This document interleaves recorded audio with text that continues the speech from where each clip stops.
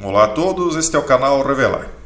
Pois é, pessoal, de tanto que eu falei destes fenômenos atmosféricos aqui nesse canal, dessa vez eu fui apanhado com toda a minha família a pé em um temporal aí que fugiu do normal aqui na cidade de Blumenau. Eu vou contar a respeito desse evento e vou contar também a respeito de outras coisas que estão acontecendo aqui em Santa Catarina, porque, para quem é novo aqui no canal, Santa Catarina está bem no olho de uma anomalia magnética, que é a anomalia magnética do Atlântico Sul. Antes eu quero tratar de algumas outras questões, dentre elas trazendo esse gráfico aqui para que vocês entendam um pouco melhor o que a gente está dizendo aqui quando trata desse céu vermelho, dos red sprites e de tudo mais aí que a gente tem trazido para vocês.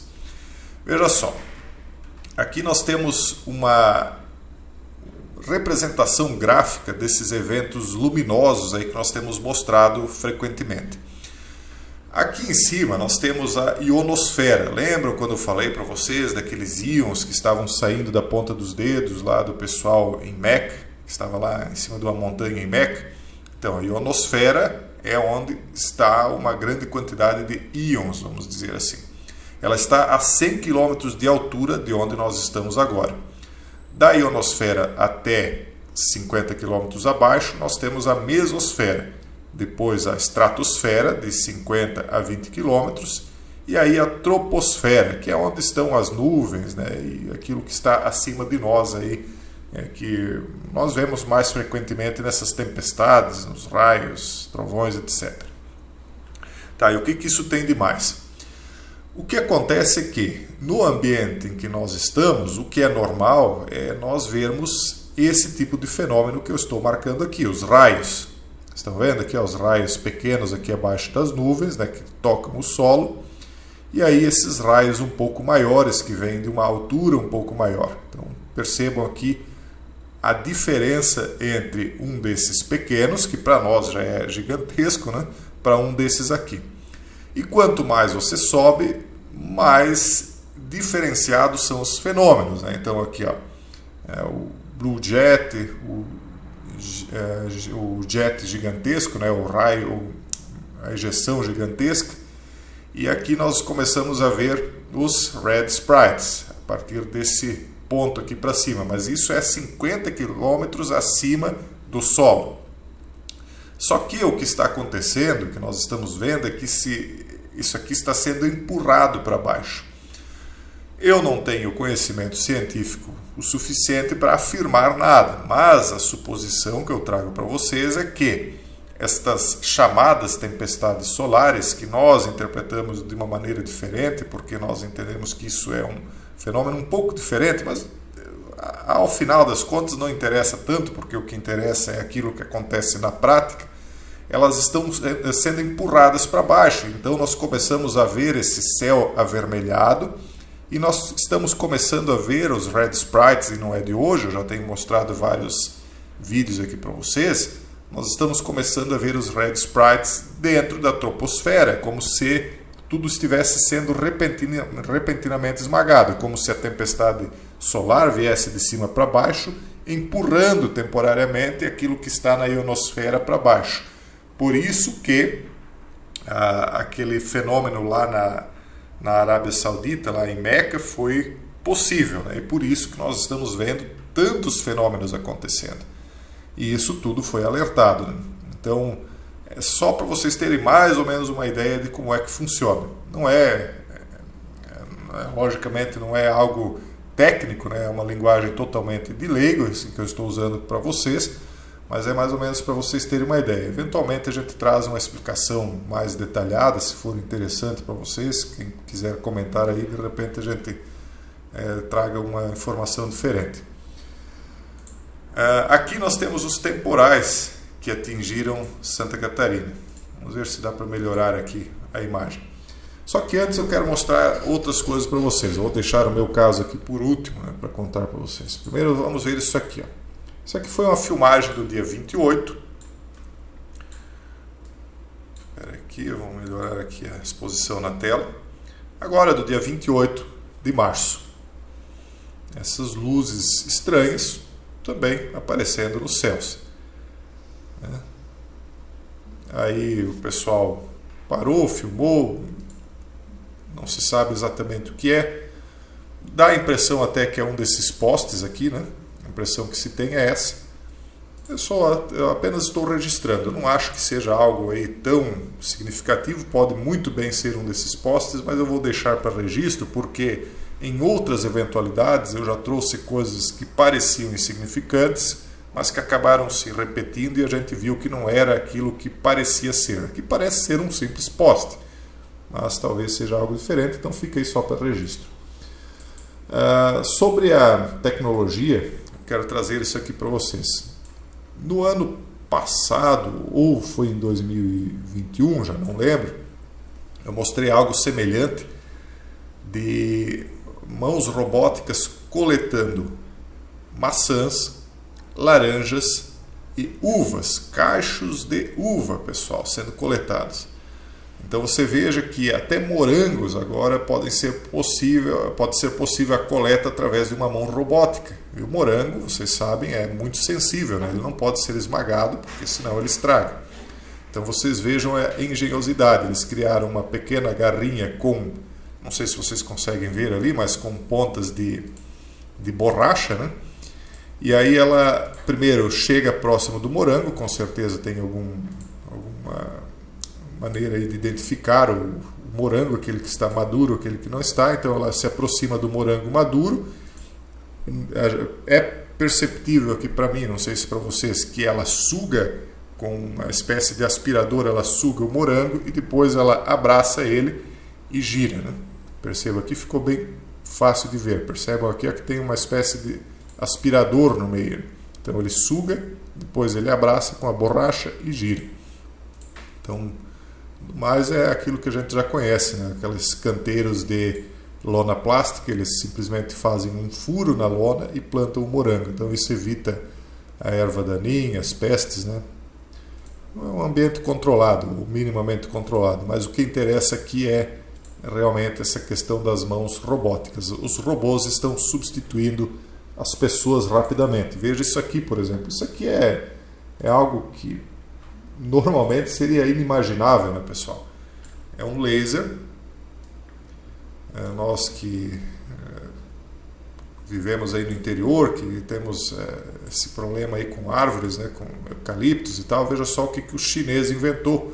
Um laser para cortar o topo das árvores, né, de longe. Então eles armam o laser, apontam ele lá para o topo, veja a distância. É lógico que essa luz azul que sai é um efeito especial, né? Eles fizeram só para representar. O que está cortando de fato é um laser comum entre aspas, né?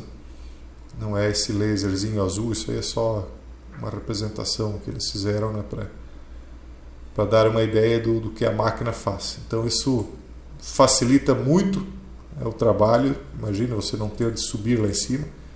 Só que também mais uma dessas coisas aí que vai desempregando pessoas, né? Mas isso é algo bastante bom, né, pessoal? Porque é bem perigoso. A derrubada de árvores, isso é perigosíssimo, porque às vezes um simples galho que cai de cima de uma árvore dessa, um galho seco, às vezes a pessoa acha que não há um galho seco, ele se solta e ele vira uma flecha, porque as folhas elas fazem com que a ponta do galho vá para baixo e ele desce. Tem relatos aí no interior de pessoas que foram atravessadas por galhos, né, tentando derrubar árvores. Mas enfim, é só para vocês terem uma ideia aí da tecnologia, né? Vamos trazer mais coisas aqui.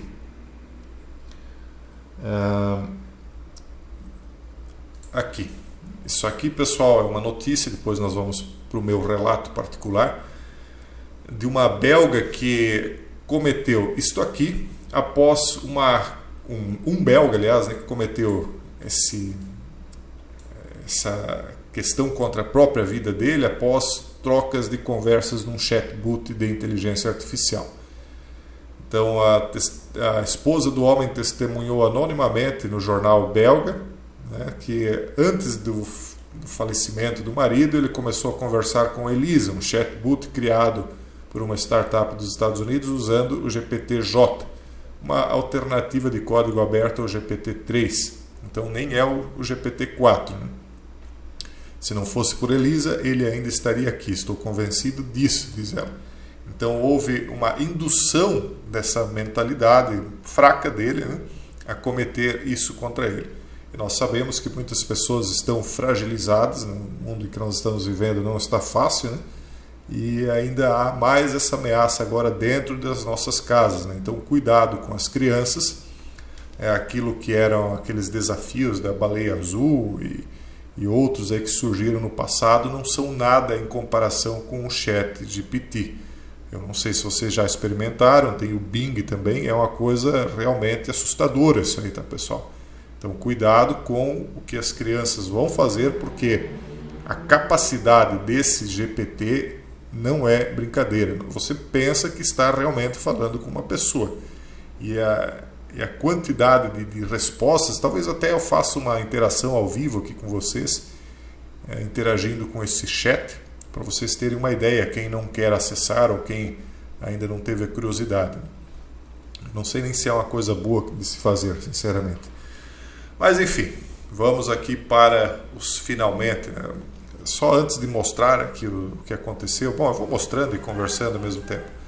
Esse aqui é o temporal que atingiu Blumenau na data do dia 29 de março. Eu não sei quando que vocês vão ter o vídeo liberado aí para vocês, porque muitos deles acabam em Yellow Flag, então pode ser que demore para vocês terem acesso. Mas esse aqui é um local aí que é longe da minha casa, isso aqui, mas eu passo constantemente por esse local aqui. Então eu estava buscando os meus piás, né, os meus filhos no esporte, era à noite, e voltando a pé para casa, de repente fechou o temporal e caiu uma grande quantidade de água. No momento onde nós estávamos não tinha nada, aqui já é Erval Velho também, Santa Catarina, não tinha onde se abrigar e a gente saiu correndo naquela chuva. Para eles foi uma diversão, a criança não vê o perigo, né? Acharam muito legal correr na chuva, mas assim que eu consegui um local a gente se abrigou e depois foi só ver o estrago, né, pessoal? Foi muita água, questão de 10 ou 15 minutos de muita água, e caíram árvores, foi uma coisa absurda, né? Como a gente já falou, Santa Catarina está bem no olho de uma anomalia magnética. Isso aqui já é Rancho Queimado, está bem no olho de uma anomalia magnética. Olha a quantidade, né, que caiu de pedra aqui. Rancho Queimado é Santa Catarina também. E aquilo que eu mostrava para vocês lá no começo, dos Red Sprites, e a questão da ionosfera, etc., tem a ver com o que está acontecendo aqui em Santa Catarina. Veja a quantidade de água que tem caído aqui na região. Isso aqui é Blumenau também. Se eu não me engano, é lá na rua Almirante Barroso, para quem quiser pesquisar. É longe aqui de casa, mas conheço bem Blumenau aqui. Aqui já é outro município, não, parece que é Blumenau também. Ó, Palhoça. Mais no interior de Palhoça. Pedras. Dizem que o plasma é o quarto estado da matéria, né? Então aqui nós estamos vendo pedra, água. Veja a quantidade. Pedra de gelo, né? Se nós formos mostrar todos os eventos que aconteceram aqui em Santa Catarina recentemente, nós ficamos o dia inteiro, que tem muita coisa, pessoal.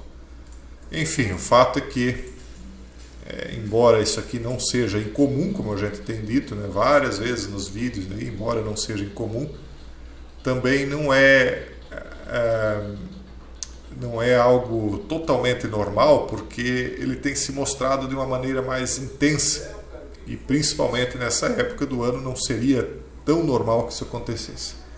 Enfim, fica o registro. Eu penso que esse tipo de fenômeno ele vai se intensificar e nós vamos comentando aqui enquanto for possível. Beleza, pessoal? Um forte abraço a todos e até o próximo vídeo, se Deus quiser.